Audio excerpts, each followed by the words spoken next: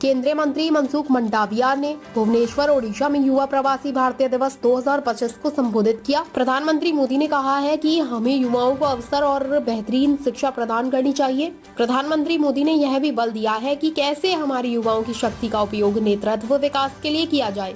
प्रधानमंत्री इस दिशा में भी काम कर रहे हैं कि 1 लाख युवाओं को राजनीतिक नेतृत्व के लिए तैयार किया जाए।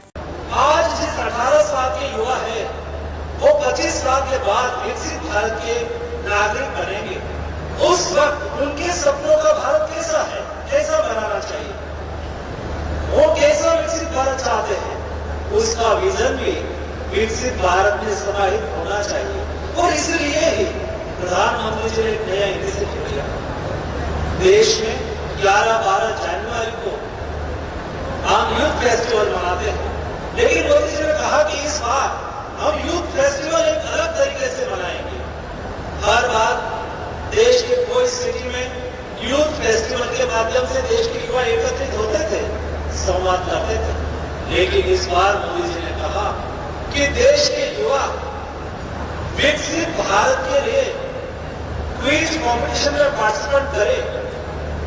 ऐसे 30 लाख युवाओं ने विकसित भारत क्विज कॉम्पिटिशन में पार्टिसिपेट करा।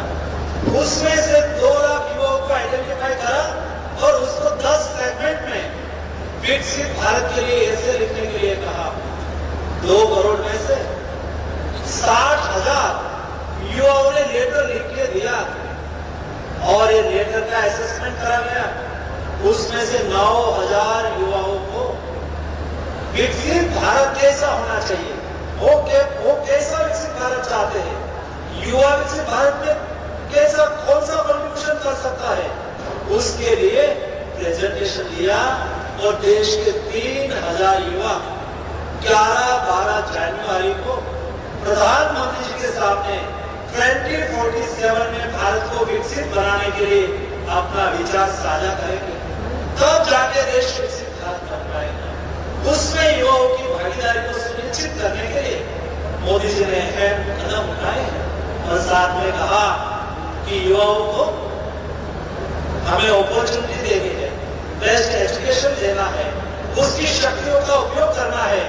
उनकी शक्ति देश में लीडरशिप डेवलपमेंट के लिए कैसे हो और पॉलिटिकल लीडरशिप डेवलप करने के लिए 1 लाख युवाओं को तैयार करने का सपना भी प्रधानमंत्री जी ने रखा है और उस दिशा में काम करना चालू करा है।